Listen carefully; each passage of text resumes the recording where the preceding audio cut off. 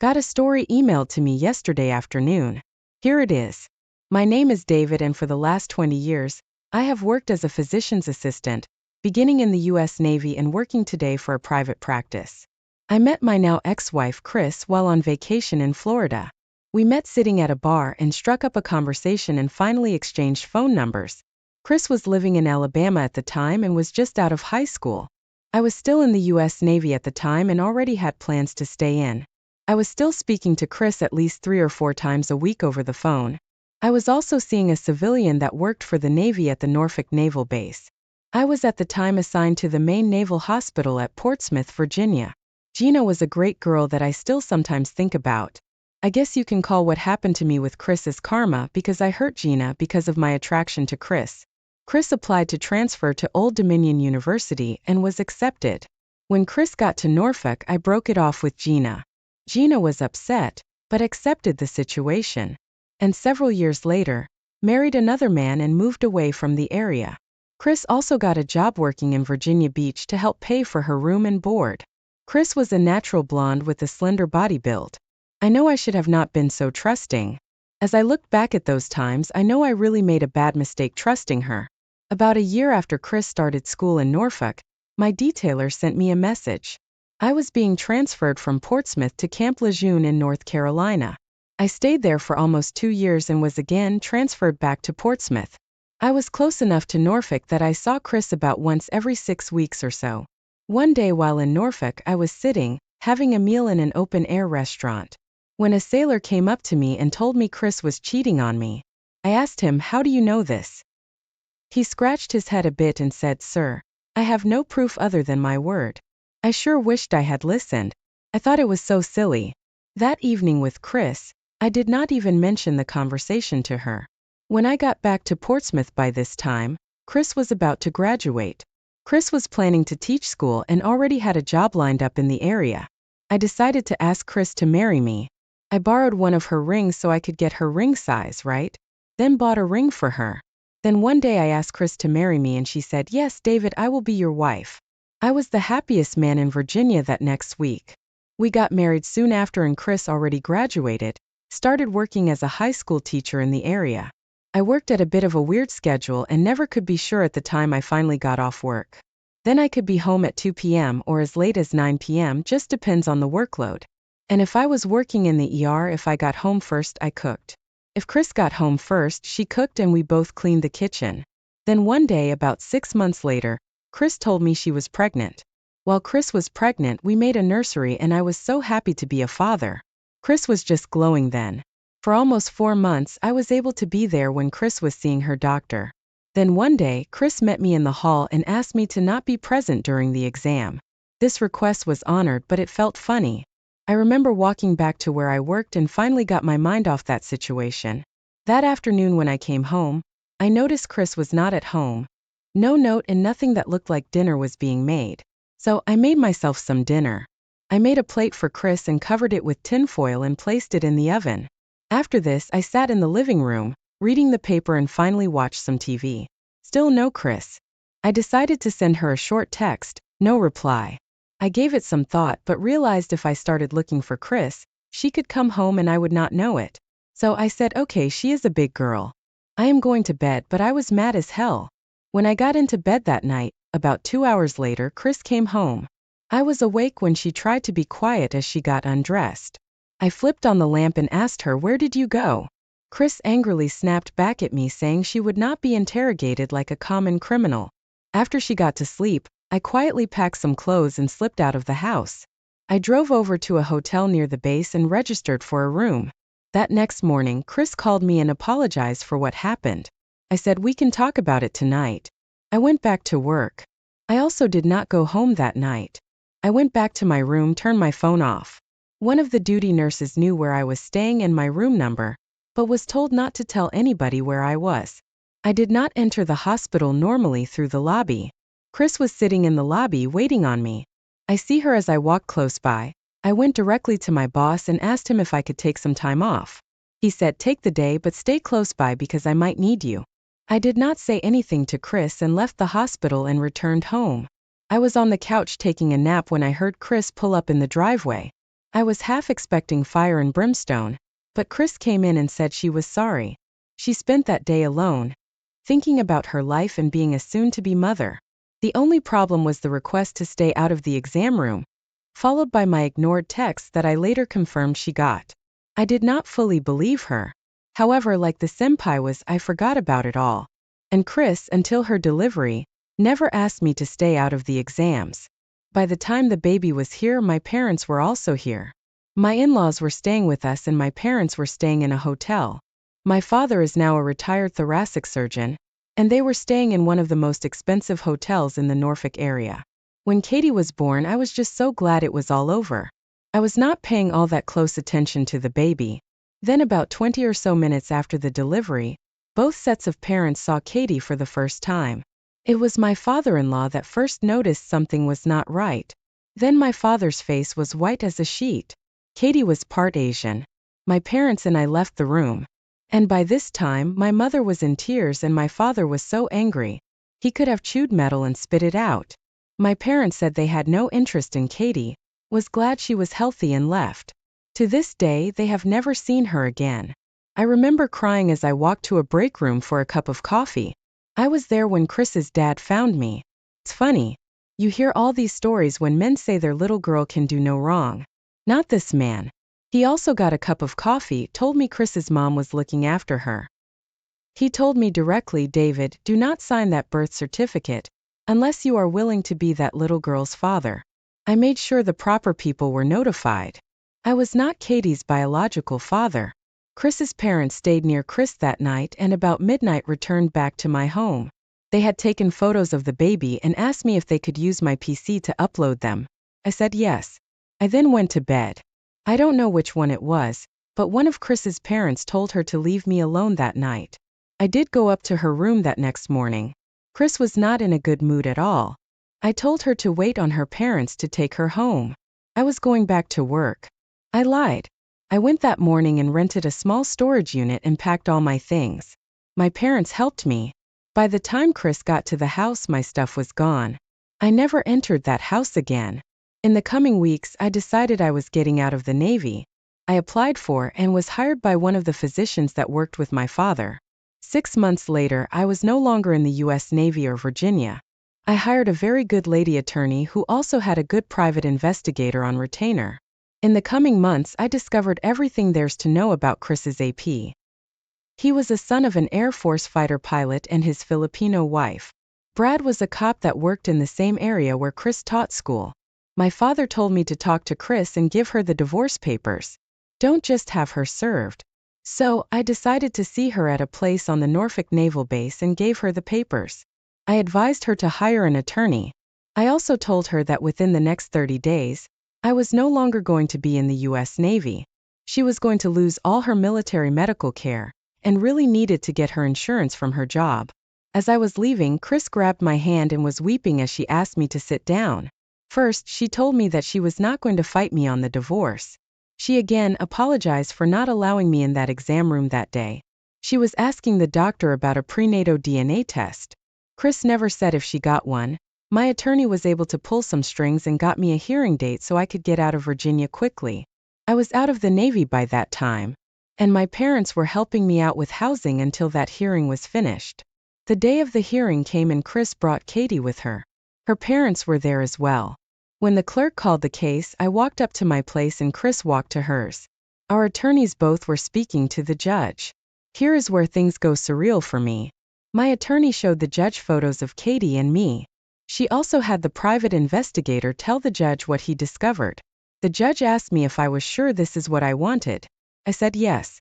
Then he turned to Chris and their attorney said, I had a history of being mentally abusive to Chris. I remember turning my head in her direction and mouthing the words, really, Chris? I looked back toward her parents and her father was shaking his head. Chris was asked by the judge to give him some examples of my mental abuse. She mumbled some things. Then the attorney said because we were married at the time I should be paying child support. My attorney and I both were caught off guard by this demand. My attorney mentioned some Virginia case law, and the judge spent a few minutes looking at his computer screen. I was still looking at Chris at that time. The judge noticed this and told me to look at him. My attorney also added that there's DNA reports along with my case paperwork. Finally, the judge told Chris that under the circumstances, he can't award child support. He did tell Chris to get the biological father involved. We were renting a house. All my things were already in storage. Chris and I had about $1,500 worth of things from a local furniture store. I told the judge I would pay it off. My father sent a check several days later. Chris stayed in the house for about 2 years. Her AP dumped her out of spite. She told his wife and went after him for child support. Chris asked me several times to take her back. Every time I just ignored her. As I write this, I am looking at a recent photo of Katie. She will be starting the first grade this fall. I don't refer to her as my daughter, but I did speak to Chris's parents about her. Her parents were always great to me. They loved that grandbaby as grandparents should. Her father told me as long as they are alive, Katie will be taken care of. Katie can't be blamed. Because her mother is a thought. I am still single these days. I am also 100% MGTOW. Sometimes these days when I think about that stunt Chris pulled in court, I break out in a cold sweat. I work hard but I also play hard. I love to hunt and fish with my dad. There is one thing though, that sticks out according to my father because Chris and I were married. She gave Katie her married name that she did keep. My father can't stand that. He doesn't hate Katie, but doesn't want kids that are not his carrying his. So let me tell you about the craziest, most whirlwind time of my life. It all started the day I met her. I was at this dive bar with some buddies, just looking to blow off steam after a hellish week at work. Then bam! There she was laughing at something on her phone, looking like she didn't have a care in the world. Her laugh, man, it was like this melody that just cut through all the noise. I knew I had to talk to her. So, I did what any slightly buzzed, totally smitten guy would do. I walked right up and said something so forgettable, I can't even remember it now. But she smiled and just like that, every crappy thing from the week just melted away. Fast forward through months of what can only be described as the kind of romance you see in those cheesy but addictive movies. We were inseparable. Every moment felt like it was straight out of a dream. We moved quick, sure, but when you know, right? Then came the day we decided to buy a house. I remember walking through what would eventually be our home, talking about paint colors. She was so excited, envisioning our future in every room. And there was this gleam in her eye that made me believe we could do anything together. We signed those papers feeling like we were on top of the world. But the universe has a way of testing you, you know? We wanted to start a family immediately. Turned out it wasn't that easy for us. Month after month, nothing. Each failed attempt was a hit we took together, but it hurt like hell. We tried to keep each other positive, but those were some dark days, no doubt about it. The silence in our home started to feel heavy, filled with all the words we couldn't bring ourselves to say. Then one day everything changed. She came into the living room holding a pregnancy test, and before she even said anything, I knew. The way she was biting her lip to keep from smiling too wide gave it away. Man, the relief and joy in that moment were something else. It felt like we were finally breathing again after being underwater for so long. If you told me years ago that I'd be this guy, sacrificing every little thing for his family, I would have laughed in your face. But here I am, and honestly I wouldn't change it for the world. There were nights, so many nights, when our little one just wouldn't stop crying. Colic, the doctor said, like that word was supposed to explain the endless hours of screaming that pierced right through you. I walked miles in our living room, bouncing and shushing, trying everything. My wife, she was amazing through it all, but exhaustion takes its toll. So I took the night shifts, letting her catch some sleep. Work in the morning was a haze, running on fumes, but seeing her rest for even just a couple of hours made it worth it. And money, man, daycare costs are no joke. I picked up extra shifts wherever I could, sometimes juggling 2, even 3 different jobs. My old guitar started collecting dust in the corner, and nights out with the guys became a memory. But every sacrifice felt right, necessary even. When I came home to see the smiles on their faces, hear the laughter in our home. I've got to say though, nothing beats the pride I feel when I talk about my wife. She's always had this passion for art, painting, drawing, you name it. When things got a bit more stable financially, she dove back into it, creating these incredible pieces. I brag about her every chance I get. You should see what she made this time, I tell anyone who'd listen. Her happiness, her fulfillment, it's like a direct line to my own. The house, our home, became another canvas for my devotion. The kitchen renovation was a beast. She loves to cook, see, and the old kitchen was just too dark. I spent nights after the kids went to bed and weekends I didn't even know I had, tearing out cabinets, laying new tiles, installing brighter lights. The look on her face when it was finally done, that made every splinter, every curse word under my breath, worth it. Then there was the playset. Our backyard wasn't much to speak of, but I had this vision, you know? A fortress for our little ones, a place for adventures. I'm no carpenter, but I learned on the go, YouTube tutorials and hardware store guys becoming my new best friends. When it was finished, watching our kids play on it, claiming it as their kingdom, I knew I'd given them something special. A piece of their childhood they'd always remember. Things started to get a bit off. I mean, you put in all this effort, right? Trying to make things perfect or as close to it as you can get. But it's like suddenly it's not hitting the mark anymore. My wife, she used to love my surprise dinners, used to rave about the little things I'd fix or build around the house. Lately, though, it's been different. Meals go untouched. She barely glances at the new shelves I put up in the living room. It's like I'm missing a step somewhere, but for the life of me, I can't figure out where. Then there's our anniversary. I had it all planned out, nothing fancy, just a quiet night in her favorite movie, the good takeout from that place she loves. And she bails on me. Girls' night, she says, and the way she says it, it's like she's not even sorry. That hurt, not gonna lie. It's like these little punches to the gut, you know? And those late nights at work started piling up. First it was just an hour or two, but then it turned into whole evenings. Business trips, too, out of nowhere, and when I'd ask about them, it's all vague answers and quick subject changes. One night she comes home, and there's this smell clinging to her, some perfume I've never smelled before. It's not hers, that's for damn sure. I tried to shrug it off, told myself I was being paranoid, but it's like this little alarm bell in the back of my head just wouldn't shut up. My buddy Mike, we've been tight since high school, he's the one who finally said something. We were grabbing a beer, and he's dancing around the subject, clearly uncomfortable. Then he just comes out with it, says he saw my wife downtown with some guy. He's quick to add it might have been nothing, but the way he said it, I knew he was worried. I laughed it off, told him he was seeing things, but inside? Man, inside I was a mess. That seed of doubt Mike planted, it started sprouting, growing, taking root. I kept telling myself there had to be a good explanation. People don't just change overnight, right? There's always a reason. So I started paying more attention, looking for signs, any indication of what was really going on. The more I saw, the less I understood. It was like living with a stranger. Those doubts Mike mentioned, they weren't just in my head anymore. They were real, tangible, and no matter how much I wanted to, I couldn't just brush them off. It's one thing to suspect, another to know. I was caught between wanting the truth and being terrified of what that truth might be. So yeah, things got complicated fast. And the more I tried to ignore it, the bigger it got, until ignoring it wasn't an option anymore. Remember how I said things were a bit off? Well, it didn't stop there. It's like one day everything's normal, and then suddenly you're living in some weird alternate reality where nothing makes sense. My wife, she started spending a lot of time with this new coworker. Said she was just helping her out, you know, a single mom struggling to keep things together. I got it, I really did. Helping people is good, and that's one of the things I love about her. But it was like this woman became the center of her universe.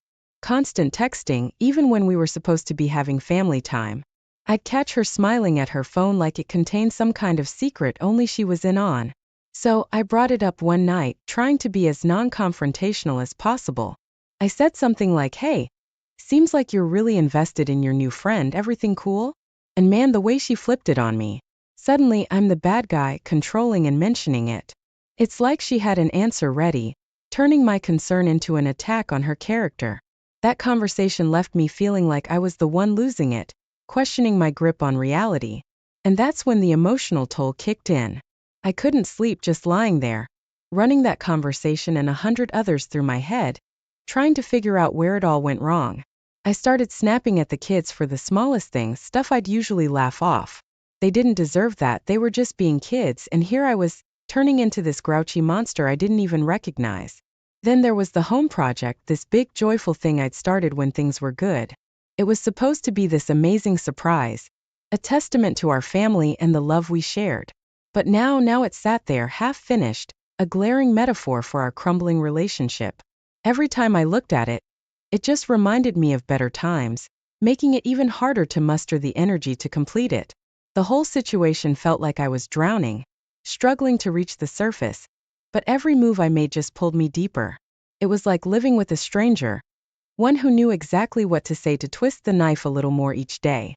The woman I married, the one I thought I'd spend the rest of my life with, was slipping away, and I was powerless to stop it. The gap between us grew wider with every passing day, filled with silence, unspoken accusations, and the heavy weight of a love that was slowly dying. You know how they say desperate times call for desperate measures? Yeah, well, I hit that point.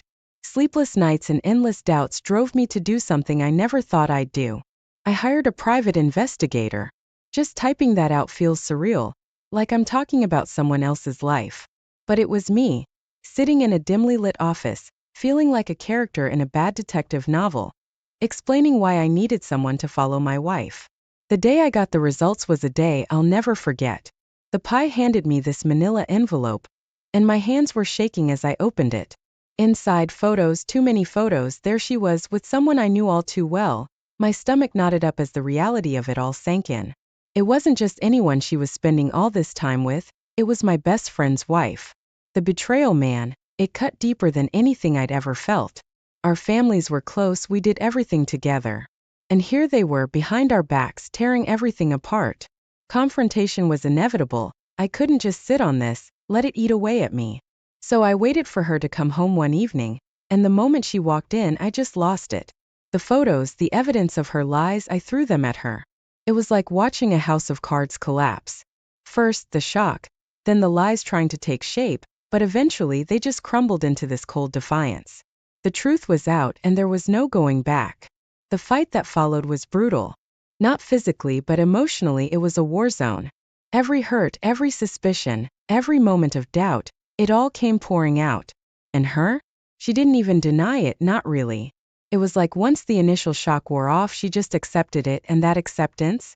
It was like a knife twisting in my gut. The worst part, though, was dealing with the betrayal from someone I considered family. My best friend, his wife, our intertwined lives, it was all a lie. How do you even begin to process that? The families you thought would be together forever, now torn apart by deceit and infidelity. It was a mess, a complete and utter mess. And sitting there amidst the wreckage of my marriage, I couldn't help but wonder how it all came to this. How did we get from being so in love to this absolute disaster? Everything after that felt like moving through a fog. The days blended into one another, each as heavy as the last.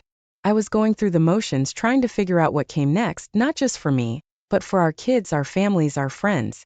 The fallout was catastrophic, affecting not just us but everyone around us. And through it all, I kept going back to those early days, wondering how we ever got from there to here. It was a long, painful journey from love to betrayal, and one I never saw coming. After everything blew up, the world seemed to slow down, almost like it was holding its breath. The fallout was a nightmare. Imagine waking up every day to a reality you wish was just a bad dream. That was my life. My kids, man, they took it hard. Confused, scared, not really understanding why mommy and daddy were suddenly at war. They started clinging to me like I was their lifeline, every night sneaking into my bed, looking for some sense of security in a world that just turned upside down. It broke me, seeing them like that, knowing I couldn't just wave a magic wand and make everything okay again. I'm not the kind of guy who easily asks for help. Pride, stubbornness, call it what you will. But I was drowning and I knew it. So, I reached out to the one person I hadn't talked to in ages, my brother. We weren't estranged or anything dramatic like that. Life just got in the way, you know? The call was awkward at first, stumbling over words, the weight of unspoken years heavy between us. But when I finally managed to spit it out, the floodgates opened. He listened, really listened, and by the end of it, offered me something I hadn't felt in a long time. Unconditional support. It was a relief, like someone had just thrown me a lifeline. Then there were my in-laws. That was a whole different kind of hell. You'd think, given the situation, there might be some semblance of neutrality. No. It was cold fury all the way, and it was directed at me. They took her side, no questions asked.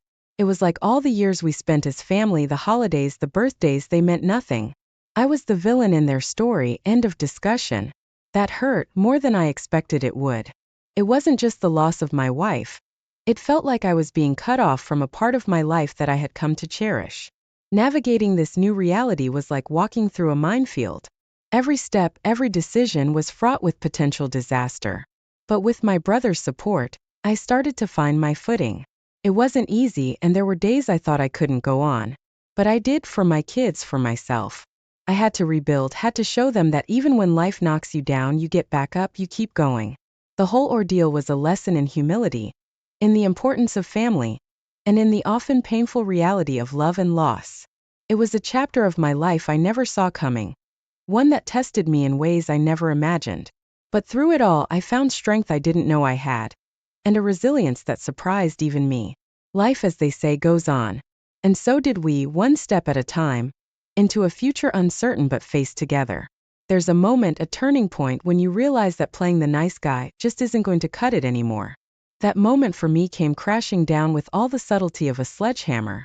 It was time to lawyer up, to find someone who could navigate the stormy waters of a divorce that was getting uglier by the minute. I wasn't just fighting for myself anymore, it was about protecting my kids, safeguarding what little of my sanity remained. So, I found the most ruthless divorce attorney in town. The kind of guy whose name made people wince. Felt like declaring war, but what choice did I have? Digging through the financial records was like opening Pandora's box. Every statement, every receipt was a revelation of deceit. While I was pinching pennies, lying awake at night worrying about bills, she was living it up. Those art supplies she needed? Turns out they were just cover for lavish trips and extravagant spending sprees. Every discovery felt like a betrayal, the financial infidelity somehow stinging just as sharply as the emotional kind. And then there was the social fallout. Man, that hit hard. Mutual friends, people I'd considered family, were suddenly picking sides.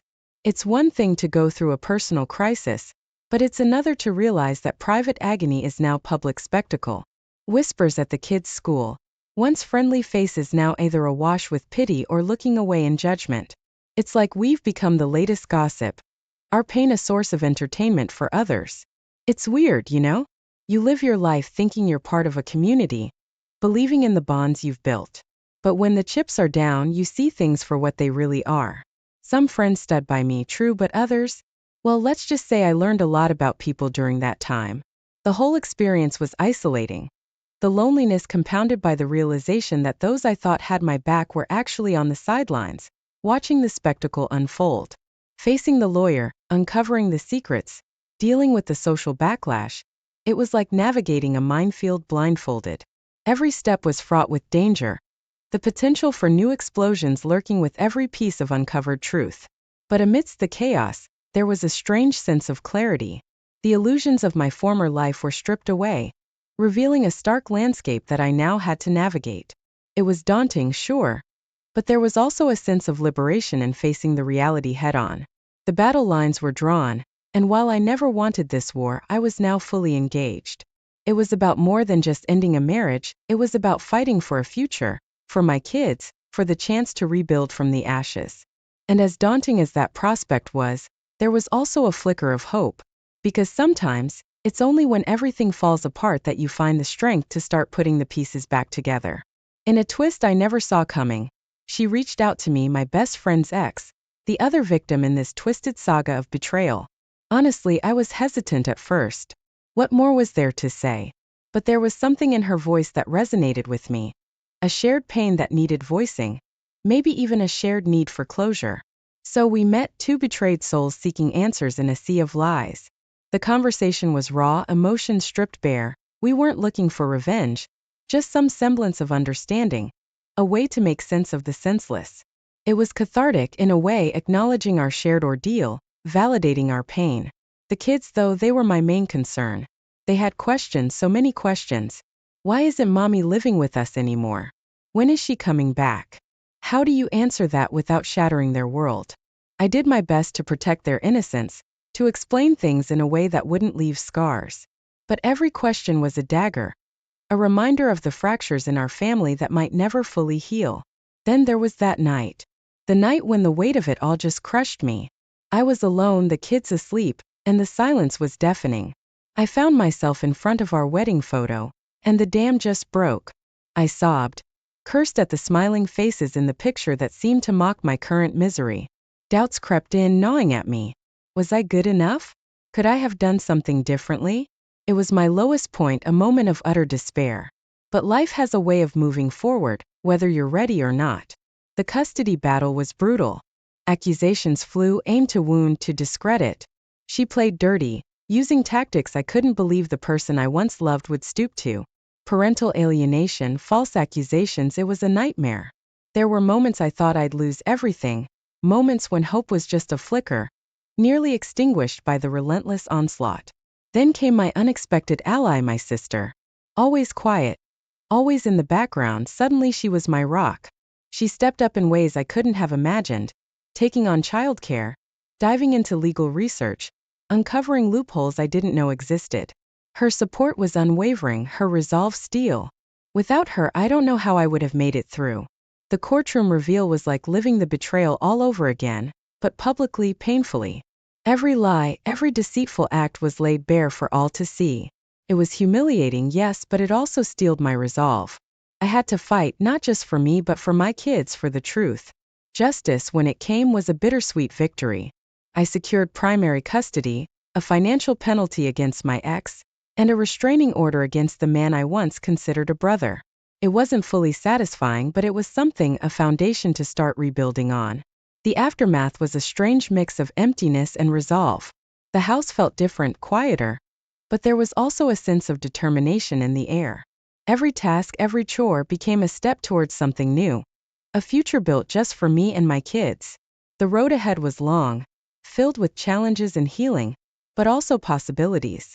It was a chance to rediscover who we were, to find strength in the ruins, and maybe, just maybe, to start dreaming. The cops told me to sit down, that they needed a statement.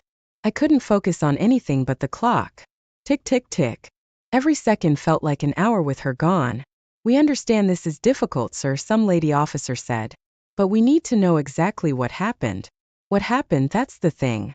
What the hell did happen? 1 minute everything was normal. Well, okay, normalish. We'd had our fights lately, that's for sure. But it started out so perfect. Remember when we bought our house? God, she was so excited she practically skipped from room to room. We can paint this one blue. She laughed, her eyes practically sparkling. That smile of hers. That's the thing that got me in the first place. Stress at work, bad mood, didn't matter. That smile could melt all of it away. Then we tried for a baby. That wasn't so easy. Doctor's appointments, waiting. Month after month, those damn negative tests. I could see the life drain out of her a little each time. Finally it happened, and man, her smile then, it could have outshone the sun. But after, things got complicated. She'd get mad over nothing. Snap at me if dinner wasn't perfect or I tracked a bit of dirt in from the garage. I tried to brush it off, thinking hormones or stress or something. But then the yelling started. Sometimes over nothing, sometimes I deserved it, I guess. Yesterday she came up with this plan. I swear the look in her eye, it didn't feel right. But I always tried to keep her happy. You know? We need money, she'd said, her voice hard. More money. I told her I couldn't just conjure up extra cash. She didn't like that.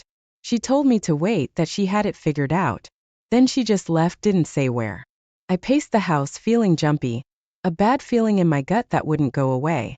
I texted her a few times, no answer. The news came on, that's when I knew something was way wrong. They were talking about a robbery, same area, about the same time she went out. When the cops showed up, well, that's when everything spiraled out of control. Now here I am, stuck in this room, and they're asking if I knew about it. I want to say no, of course not, but the truth is, part of me wonders if that crazy look in her eyes, that tension, what if she really was capable of this? My whole body was buzzing like I downed 5 coffees instead of just one. The cops just kept asking questions. They seemed fixated on whether I knew about, well, whatever it was she'd done. I just wanted to go home. Check if she was back, if everything would somehow go back to normal. Didn't they get that this wasn't me? This wasn't us. Look, I'm not the type to brag about stuff, but damn it, I tried. Those long nights where the baby wouldn't stop screaming and I was up at the crack of dawn for work? That was me, pulling extra shifts so we could afford that fancy daycare. Me again, my old buddies asking me out for a beer? Nah, couldn't do it. Had to be a good husband, a good dad. Had to put them first. And it was worth it for a while. Seeing her face light up when I brought home that expensive easel for her paintings, or watching the kids go wild on the swing set I built. That was enough. That was the payoff. Remember that kitchen remodel? The one where she picked out all those fancy tiles and that stupid farmhouse sink? Hell yeah, I worked my ass off on that, even after my back ached and my hands were blistered. Worth it to hear her humming happily, while she cooked up one of her fancy dinners. I might not get the whole art thing, but I got that making her happy made me happy. Then it changed. That spark started flickering. The smiles got fewer, the complaints got louder. Suddenly everything I did was wrong. Like that one Saturday I finally tried to squeeze in a round of golf. Just one lousy morning, and when I got back, man, she laid into me like I'd never seen, screaming that I never cared, that I was selfish. Okay, maybe I snapped back, maybe we both said things we didn't mean. But hell, the next thing you know, she's coming up with this scheme of hers, saying it's our only way out. I finally got home after another day at the station. God, those people seemed extra unreasonable today. All I wanted was a hot meal, the kids tucked in bed, maybe half an hour of brainless TV before crashing. Just a normal night. But the dinner I'd left warming was still sitting on the counter, barely touched, and the kids were playing way past bedtime. I could hear her laughter coming from upstairs. She was on the phone, probably with one of her artsy friends. It wasn't even a special occasion. Just another random night when I came home to a cold house and ignored food. That's when it started, that ache in my chest. I'd always been the kind of guy who brushed things off, who kept his head down and plowed through. But lately it felt like something was off. Like the kitchen remodel, those fancy tiles she never even complimented, or that birthday present I'd spent way too much on, only to see it tucked away in a drawer a week later. Then there was our anniversary. That stung the most. I'd planned this surprise dinner reservation at that snobby place she always hinted about. But she came home late, some excuse about a client meeting running long, smelling like perfume that wasn't hers. She barely even apologized, just shrugged it off and asked what was for dinner. My buddy Dave pulled me aside last week, during our fishing trip. Hey man, I don't want to butt in, but I saw your wife the other day. At lunch with some guy. He looked uncomfortable, like he expected me to go off the deep end. I just laughed, told him it was probably a client or something, and changed the subject. But afterward I couldn't shake the image. Her laughing across a table from a dude I've never seen. Those late nights at work started happening more often, all with lame excuses. Unexpected project or client dinner, stuff like that. Then those business trips popped up. Quick overnighters to cities I couldn't place on a map. The doubt in the back of my mind grew bigger each day. I wanted to ask her straight out, but something held me back. Like I didn't want to face whatever the answer might be. The phone, man, that damn phone was glued to her hand. Texting at dinner, texting during the kids' bedtime stories, even texting in the freaking bathroom. I didn't like it, but when I mentioned it, she just rolled her eyes. It's work stuff, you know how demanding my clients can be. Whatever. Then came this Ashley person. Supposedly a new hire at her firm. Some single mom struggling to make ends meet. My wife, bless her heart, felt the need to be her personal savior. I'm just mentoring her a bit, helping her out with the workload, she'd say. All well and good, except the helping out turned into late night texts and weekend phone calls. Once I even overheard her whispering on the porch, voice all soft and sympathetic. When I finally got the nerve to confront her about it, that's when things got weird. You're being ridiculous, she hissed. Trying to control me just like always. It was like a switch had flipped. She made me feel bad for even questioning her, like I should be grateful she took time away from her charity work to grace me with her presence. I couldn't sleep right anymore. The worry gnawed at me like rats in the walls. Found myself snapping at the kids for stupid stuff that usually didn't even get a rise out of me. That model airplane I'd been building with my son sat in the garage, half finished, the pieces scattered like my sanity. Everything was unraveling. The other morning I saw her texting in the car, driving the kids to school. That's what set me off. I yelled right there in front of the kids. I'd never done that, never lost my cool like that. Her face got all hard. That icy glare she only used when she wanted me to feel small. The kids started crying in the back seat. And I knew, right then and there, that something was seriously wrong.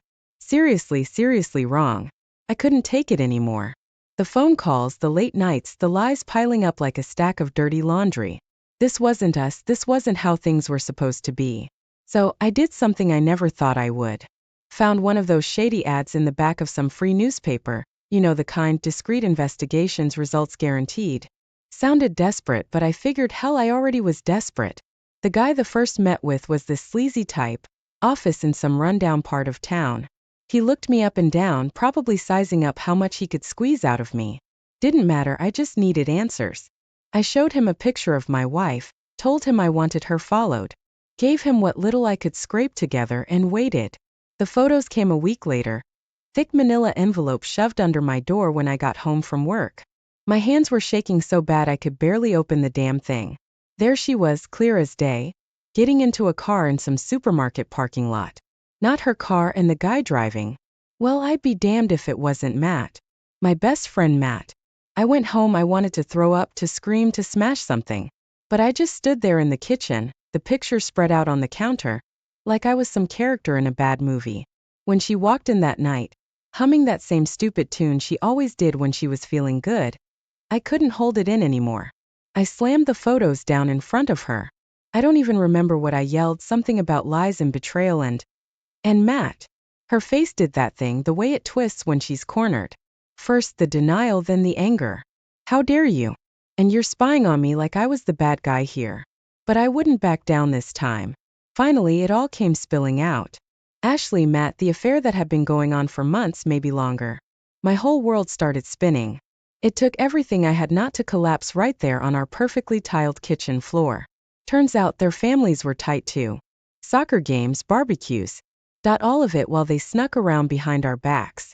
I felt sick to my stomach, everything, all those years, all those talks about friendship and trust, just a big fat punchline. The kids, I didn't know how to tell them, how to explain that their perfect world, the one I worked so hard to build, had exploded into a million shards. My little girl kept asking where mommy was, why she wasn't singing her bedtime song anymore. My boy, usually so full of energy, just got this quiet, sad look on his face. Every night they'd sneak into my room, and we'd all pile into my bed, clinging to each other like we were on a life raft in a storm. Then there were Matt and Ashley. Seeing their faces around town was like reopening a fresh wound. I'd always thought of Ashley as family. Our kids played together for years. Now I couldn't even look at her without seeing them together, hearing her whispers on the phone, picturing their lies. And Matt, I didn't know if I wanted to punch him, or just break down sobbing in front of him. I was completely lost, never been a talker, not about big feelings. So I did something I never thought I'd do. Called my brother. We haven't been close for years, always drifted apart for one stupid reason or another. But he answered my call, and his voice sounded different. Older, I guess. Less cocky. It all came spilling out. The affair, the photos, the kids. I must have sounded half crazed. But he just listened. For the first time in ages, I felt like someone was actually on my side. He told me to bring the kids and come stay at his place. A small apartment, nothing fancy, but it was enough. My in-laws, now that was a whole other mess. I guess I should have expected it, but they turned on me. Took their precious daughter's side, even after the proof, even with the kids crying and hurting. Her dad even threatened me. Said I'd never see my kids again if I took this any further. My world was collapsing, and the people who were supposed to protect her defended her. Like the betrayal wasn't bad enough. It was my brother who finally talked some sense into me. Get yourself a lawyer, he said. And not some wishy-washy one. Get yourself a shark. I'd never been the confrontational type. Always tried to make peace, keep things smooth. But sitting in my brother's cramped apartment, my kids sleeping on the worn-out sofa, something inside me snapped. We found this lawyer, a real sharp-dressed woman with eyes like steel. She didn't flinch when I told her the whole story, just took notes, that brow of hers furrowed. Then came the bombshell. Turns out a lawyer helps with more than just the divorce stuff. They can dig every bank statement, every old credit card bill. It was all laid out under those harsh fluorescent lights in her office. The numbers didn't lie, designer clothes, fancy hotels in cities I'd never heard of. All while I was counting pennies to make sure the kids had new shoes for school. Her so-called art career was an excuse, a cover for this double life she'd built. Then came the whispers, started like background noise you try to ignore. Then got louder, impossible to escape. People, friends I thought I could count on, suddenly acting different. Some offered awkward condolences, others avoided me altogether. The worst were the parents at the kids' school. Used to be all friendly chats at pickup. Now those smiles seemed strained, a mix of pity, and I knew there was something off behind their eyes. Every day felt like a battle. In court, with the lawyers arguing over every plate or picture frame, like our lives were just items on a list. In town, feeling the judgment of strangers. At home. Well, my brother's place wasn't a home, not really. Just a way station, a temporary shelter. But something shifted during those meetings with the lawyer, seeing the proof of it all in black and white. I wasn't just the sad, betrayed husband anymore. I was angry, damn angry, and that anger, it was fuel. I'd always been the nice guy, but enough was enough. It was time to fight back for what was rightfully mine, for the kids' sake, for my own sanity. My phone buzzed with an unknown number. I almost didn't answer, figuring it was some telemarketer or another lawyer looking for a scrap of this mess. But something made me hesitate. I swiped to answer. Hello? I said, voice hoarse from exhaustion. As this is your name, husband's name. A woman's voice, timid and familiar, but I couldn't place it. Yeah, who's this? That's when it hit me. Ashley? I said, the name tasting like bitter acid in my mouth. Turns out life likes a sick joke. After everything, she was the one who reached out. Said she saw my address listed in the court filings, wanted to talk. Against my better judgment, I agreed. Figured a bit more pain at this point wouldn't kill me. We met at a dingy little coffee shop on the edge of town. She looked different, not the glamorous, put-together Ashley I remembered. This version was pale, eyes red-rimmed, a slump in her shoulders that mirrored my own. Turns out Matt wasn't the prize she expected either. We talked awkwardly at first. Then the words poured out like we were both desperate to make sense of it all. The lies, the years of deception. She told me things about my wife, things about Matt that made me want to be sick. And then she apologized, not for what she'd done, but for being part of hurting me, of hurting the kids. Even in mess of her own making, there was a flicker of decency in her. The kids, they're the hardest part. My little boy keeps drawing pictures of our family, the four of us together and smiling. My daughter keeps asking for mommy to read her favorite story, the one about the princess. I choke out some excuse, make up promises I can't keep, and hope they're still young enough to believe me. How do you explain the unexplainable to innocent eyes? Last night, after the kids finally slept, I did something I swore I'd never do. I went into the garage and pulled a bottle out from the back of the tool cupboard. I never was a big drinker, a beer after mowing the lawn kind of guy, but lately I just wanted to feel numb. I sat there on the floor, staring at the framed wedding photo propped up against a half-built workbench. All those promises, that beaming smile, such a damn lie. The rage bubbled up inside me, hot and uncontrollable. I let out a scream, a primal sound I didn't know I was capable of, and hurled the picture against the wall. The shattering glass was like ice water to the face. I collapsed on the floor right there and I cried. Cried like I haven't since I was a little kid. Sobbed until I had nothing left, until all that remained was a cold emptiness. Somewhere in the back of my mind was the thought I should clean it up, that the kids shouldn't see. But all I felt in that moment was bone-deep exhaustion and a question, was I ever good enough anyway? Character assassination, that's what my lawyer called it. Each week in court it was a new lie. I was abusive, neglectful, mentally unstable. The kind of accusations that make a good man doubt himself for just a second. Then I'd look at my kids, their faces pale and drawn, and the rage would blaze white hot in me again. She'd turned them into pawns in this vicious game. Coached them, I think. Their once bright eyes that used to light up when they saw me were now weary, filled with questions I couldn't answer, accusations I couldn't fathom. Every visit had a new sting, a new accusation tearing me apart piece by piece. Funny thing happened though.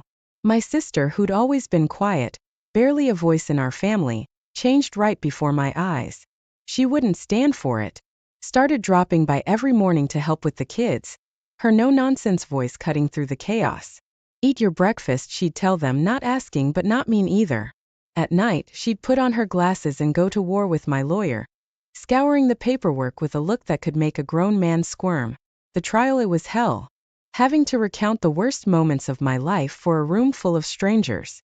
Seeing her sitting there, not even looking ashamed, and that loser mad shifting in his seat like a cornered rat. The dirt the lawyers dug up, the proof that her fancy trips were all paid for by my sweat and sacrifice. Every word was like a punch to the gut. But somewhere in the back of my mind it solidified something. I wasn't gonna go under without a fight, not for my kids, not for myself. We didn't get everything we wanted. Judge seemed to think splitting things down the middle was fair. Money from the house sale would be tied up forever. And worse, she'd still get visitation. But damn it, I got primary custody. Restrictions put on Matt, and her spending spree? The judge didn't take kindly to that, not at all. Leaving the courthouse, I didn't feel victorious, but something close to it. The kids were little less wary, my sister actually hugged me, and the sky above didn't seem so oppressive anymore. Now it's just us. Our perfect house is full of half-finished projects and more dust bunnies than you believe. But washing a load of dishes, it's different somehow. It's my mess to clean, my kids to feed. This battle's not over. Far from it. But there's a flicker inside me. A stubborn refusal. I was due home Friday night around 8 o'clock. Dan Wilkins and I had gone to Boston to present our company's products to some big buyers. Things were going pretty well, at least it seemed that way. It would be several weeks before we would get a final response from our customers. Friday morning at 8 a.m., we were notified that our meeting today was canceled and rescheduled for at least a week. Since there was nothing for us to do in Beantown, we headed back to PA. I had some chores to do around the house, reminding me of which Karen had pecked all over my brain. So I was glad to be home early to get them done. I arrived with Dan and he dropped me off at my house around 2 p.m. I went and changed into my work clothes and got my tools. A few years ago, we added another bedroom and master bathroom to our house. This allowed us to put our 2 children each in their own room. They weren't home now, but when they were younger it was pretty bad. We tried to save some money by placing the addition on a subfloor, about a meter high, rather than on a full foundation. I constructed a hatch in the closet in the powder room that allowed me to jump into the subfloor directly from it. I also had a removable panel in the wall in the backyard if I needed to enter or exit the subfloor from the outside. And to open the hatch, I had to close the closet doors almost completely, so that the inward opening of both doors would not restrict the opening of the hatch. I gathered what I needed and went down under the bedroom. A meter, that's a fair height, but still hard to move around. I crawled to the pipes leading to the main bathroom with my keys. Noticed that the rat poison I'd left under the bathroom floor was mostly intact. A year ago, I had a problem with red squirrels. I never told Karen, but I bought a shotgun and once spent most of a weekend in the subfloor, hoping to belt a couple of the little bastards like a Wild West sheriff. It was a manly thing to do and I actually had fun. Karen was at her sister's that weekend, and I must have hit a couple squirrels a few dozen times. Balls were bouncing all over the place. Then I got the idea to put an empty Mountain Dew soda can in the corner and shoot them. After several hours and several hundred shots, I was able to hit the letter D from about 10 feet away. I had become a sniper. I didn't see any squirrels after that. I guess a shooting range is not a place an animal would want to come to often. By the end of the weekend, I got bored with this game. So I poured cement over the hole they were snooping around in and left rat poison. I was under the bathtub trying to remove the rusty drain. It was clogged to the point where water was slowly filling the tub when we showered, and no amount of cleaner could fix the situation. I was going to take the bull by the horns, remove the pipe, and either clean it or replace it. I discovered that I had to skin a few joints first before any serious plumbing work could be done. I was just about done with the initial task when my cursing was interrupted by footsteps. It was too early for Karen to be home, but there was no reason for anyone else to be in my bedroom. I watched her take a shower as I removed the drain pipe and a small flood hit me. I crawled back to the hatch to warn her not to use the bath water. As I reached the hatch, I heard a man's voice. Now that was really weird and I got a bad feeling. I slowly stood up in the hatch. The upper half of my body was in the closet. I had almost completely closed the restroom door so I couldn't be seen. Karen was completely nonchalantly undressing. At least I thought maybe it was casual considering Carson Herzog was standing by our bed. I realized that I had to hurry or my faithful wife would no longer have that status. I love going out with you, Karen. Carson grinned, pulling off his shirt and unbuttoning his pants. That's when I realized I was too late to prevent this dastardly deed. It seemed to be a common occurrence. Karen was naked and laughing as she climbed onto the bed. You'd better hurry up, we have about an hour. Then I'll need to clean up and get ready for Tim to come home tonight, she warned. An hour is plenty of time for a couple times. I like to think of myself as a reasonable person, but my anger was building up fast. I blushed and my knees started to shake. This always happens when I'm really worried. Sounds like you got it right, Carson, Karen grinned. As long as I have time to clean up, use me however you want. You know I love everything you do to me. I just don't want him to suspect anything. If he found out about us, he'd explode. Besides, I don't want to hurt him. You little whore, Carson laughed. Are you that stupid, or do you think I am? If you didn't want to hurt him, you wouldn't be lying naked on this bed with me right now. You don't give a shit about Tim, and neither do I. That's not true, Carson, Karen protested. He's a very good husband, father, and provider. I just need a little excitement in my life. I don't want to lose him, I love him. Well, I'm not complaining, he admitted. But I think you have a strange way of loving your man. That's good, Carson, Karen cooed. I love Tim, aha, but I also love you, I want both. I reached a new level of anger, became very calm. I wondered if maniacs felt the same way before they started killing. Now let's get on with it, for God's sake, Karen begged. As Carson plunged in with my wife, I went down into the subfloor and crawled to the outside exit panel. Walked around the house and saw Carson's SUV parked in the driveway. Karen must have come with him because her car wasn't in the garage or driveway. I grabbed a hammer and a cordless drill and knelt by the rear tire. The drill was already set up, so I drilled a hole in the tire. It hissed for a second, then burst. It took a few seconds to get all 4 tires flat. Drilled out the spare tire on the tailgate too, just in case. Then I went around the car and smashed every headlight and window in the damn car. And started to feel a little better. My neighbor hides a key on his porch, and I have permission to enter his house if I deem it necessary. I went into his place and dialed Carson's number. I knew him because he and his wife were good friends of ours. Karen worked with Carson and we were close. Apparently, I never realized how close. I grabbed a towel from the rack by the sink and covered the speakerphone with it. When Dottie answered, I told her I was a neighbor who saw some guy trash her husband's car outside Tim Stewart's house. Then I hung up the phone, walked around my house again, and crawled back into the basement with a hammer and drill. I didn't want to leave a weapon of mass destruction of a machine where it could be found and possibly point a finger at me.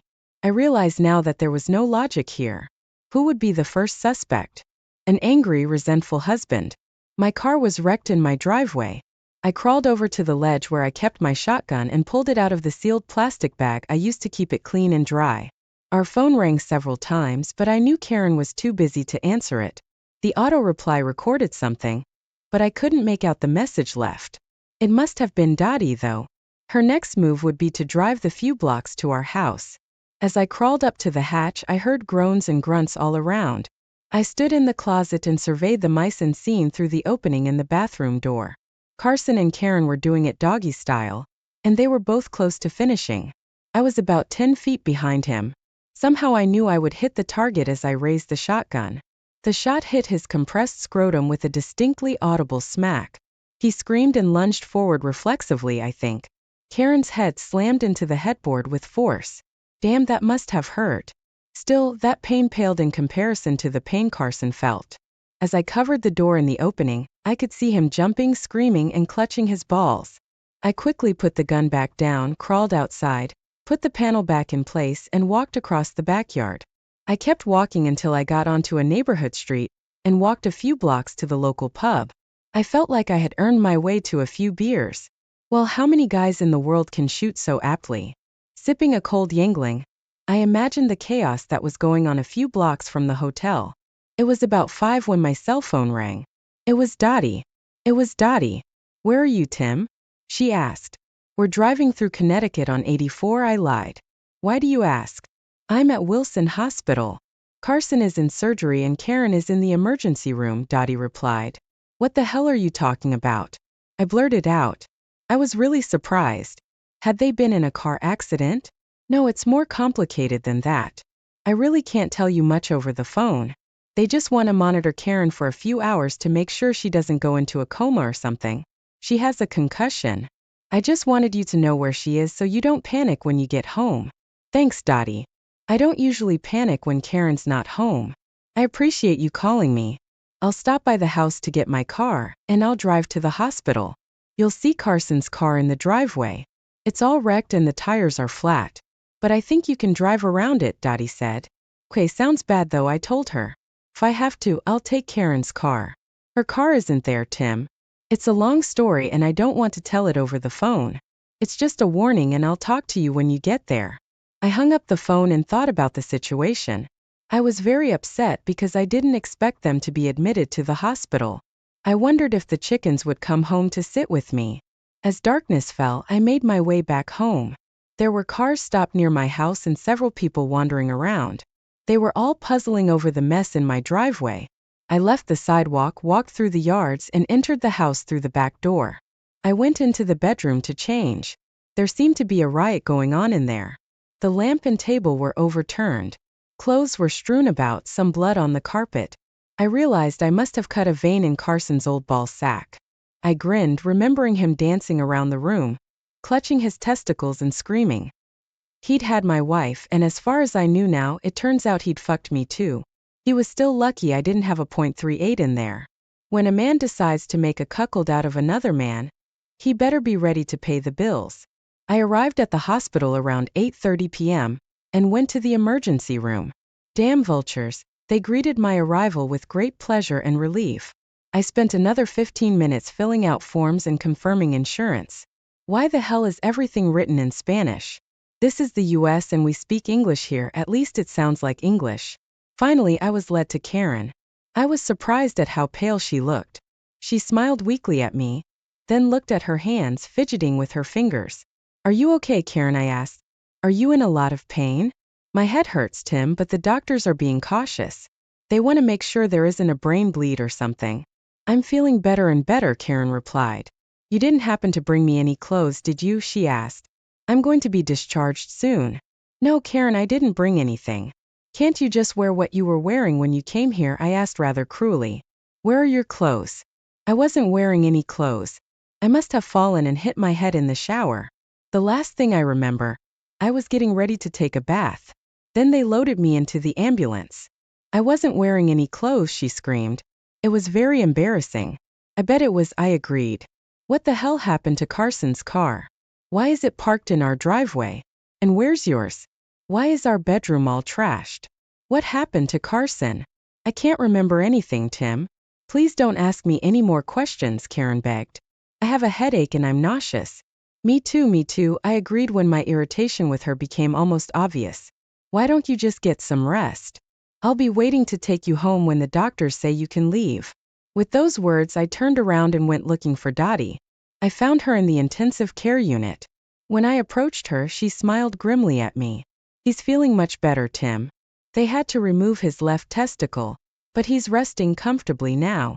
They said if he makes it through the night without further complications, he'll be moved to a regular room in the morning, Dottie whispered. Jesus, he lost a nut, I blurted out. How did that happen? We couldn't get any reasonable explanation from Carson or Karen, Dottie replied. I got a call from some man who said he was your neighbor, and that someone had wrecked Carson's car in the driveway. I tried to call Karen, but there was no answer. So I left a quick message and drove to your house. When I got there, Carson was in his car. A passing motorist stopped and tried to help. He told me that Carson was running around the car naked and screaming. He then jumped in the car and said he was going to the hospital. The guy took the keys from him. He was very apologetic, but said he was afraid Carson was on drugs or drunk. He knew Carson couldn't drive with a flat tire, Dottie continued. I think he may have cut his scrotum on the glass in the seat. He was bleeding from several places on his back and buttocks, Dottie said. We called an ambulance on our cell phone. Then I heard the guy who had stopped to help Carson swear. I looked up and saw Karen staggering naked down the driveway. What the hell happened? I asked. Did Karen say anything? Nothing that makes sense, Tim, Karen replied. She was holding her head and moaning. I made her sit up and felt a big bump on her head. I've been with Carson most of the time since we got here. Have you talked to Karen? I told her Karen couldn't remember much of anything. We went to get coffee and talked some more while we waited for the news. Carson said that he and Karen had gone to a sushi bar for lunch, and he thought they must have been given bad seafood or someone had put some kind of drug in it, Dottie told me. I've had a few meals that didn't go well for me, but I've never lost my memory or my testicle from it, Dottie, I stated. Did he, say his car crashed and Karen hit her head because of the sushi or something? I think that sounds kind of shitty too. No pun intended, Dottie smiled weakly. It's only almost plausible because I can't think of a better explanation. Their behavior was rather odd. Maybe Carson crashed his car while in some kind of trance or something. Could well be, I agreed. I was beginning to worry about my involvement in some serious shit. If Carson took the blame, it would help me avoid any legal repercussions. I acted furious and I won't regret it, especially if I get away with it. Be sure to report it to the police if they ask, I advised. I don't think there's a law against wrecking your own car. We talked for about an hour. Then, around 10 o'clock, I was notified that Karen was to be kept overnight for observation. I said goodnight to Dottie and left. I felt sorry for her. She didn't deserve to be in the situation she was in, but neither did I. Well, maybe a little. I shot Carson's left nut. I couldn't sleep, so I finished repairing the drain and put the tools away. I took the drill, shotgun, and hammer and threw them into the Delaware River like a thug from a dime novel. I didn't hear any questions from the cops, but I did it as if I had heard. Then I cleaned up our bedroom and changed the linens on the bed. Finally, I made the bed in the spare room and went to sleep there. I was still asleep when the phone rang at 9 a.m. It was Karen. Tim? I can come home, she told me. Will you pick me up? Get me some clothes, please? I brought her home and helped her into the bedroom. She still couldn't walk very well. I put her in her pajamas and put her to bed. She slept most of the day. Dottie called around noon and said Carson was going to be okay. He would be discharged in a couple days. I thought about it and realized I didn't care if he recovered or bought the ranch. He was a total asshole. After I hung up, Karen called me. How's Carson? What happened to him? She asked. No one seems to know what the hell happened, Karen, I replied. Carson is going to recover, but from now on he's going to be one ball short of a full set. I watched her to see how the news would affect her. She just closed her eyes and sobbed a little. Then she fell asleep. Later that night, I made soup and fed it to Karen. Her color got much better and she talked a lot more. But that wasn't the point. Essentially, she never said anything. Nothing was said about how she and Carson had screwed up so badly. Are you going to bed soon, Tim? He smiled. I miss you. I still had the image of them sleeping together in my head, and her words echoed in my ears as she told him he could do whatever he wanted to her. I knew it was unlikely that I would ever sleep in our bedroom or with her again. No, I'm going to watch TV, I told her. Get some sleep, you'll feel better tomorrow. I turned off the light, went to the spare bedroom and fell asleep. When I woke up, the sun was up and Karen was standing next to my bed. She seemed to be on the mend pretty well by now. Why were you sleeping here, Tim? She asked. I wanted you to sleep with me. I think I'll sleep here for a few nights, Karen. You need to get your strength and memory back, I replied. I don't want to tire you out. Karen looked at me sadly and left the room. I didn't even have the courage to look at her or talk to her. I think she sensed it somehow. As it turned out, the cops concluded that Carson had lost his mind and crashed his own car. He didn't try to make them believe otherwise. I figured he realized that he would expose himself if he tried to object, and the affair with Karen would become obvious. He felt it would be less painful to let people think he'd had a breakdown or that he'd eaten some crappy sushi. Karen had no desire to visit sick Carson and tried to cheer him up. So I stopped at his house about a day after he returned there from the hospital. He was in bed, and Dottie accompanied me to him. Hi, Carson, I grinned. You need to hurry up and come to your senses so I can kick your ass at golf. He stared at me for quite a while. I knew he was trying to read my face to see if I had anything to do with the hell he was going through. I just stared at him, not even blinking. Sure, Tim, he finally said, whatever you want.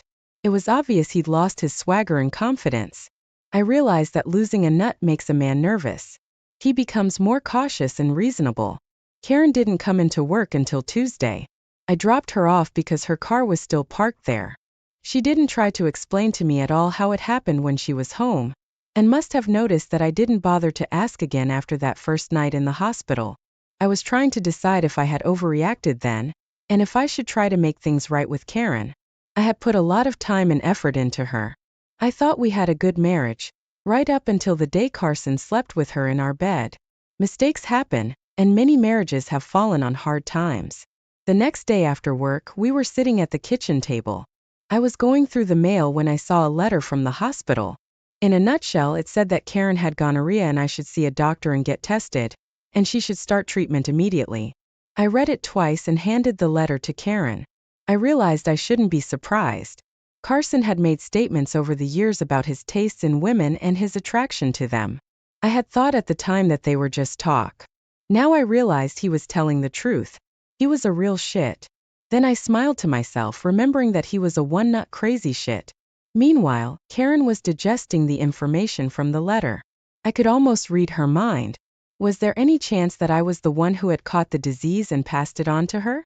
Or at least that I had cheated on her and didn't know I had infected her? If I was infected, she could accuse me of being the one who passed the infection to her.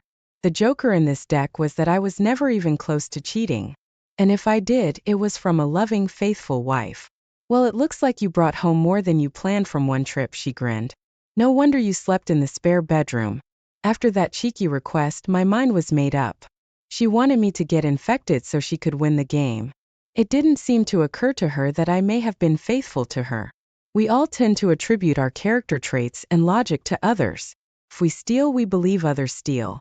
It's the same with cheating. Saturday morning, I threw my negative test on the kitchen table in front of Karen. As she read the report, her hand shook. Then I tossed her another paper.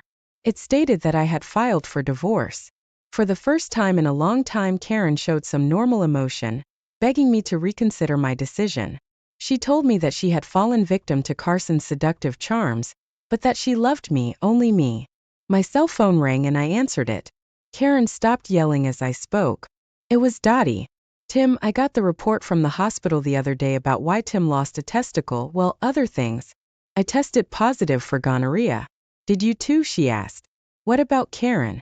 I thought for a moment and decided that Dottie had a right to know. No, Dottie, I haven't, but Karen does. What an incredible coincidence, isn't it? I asked, answering her question. Yes, bloody incredible, Tim, Dottie said.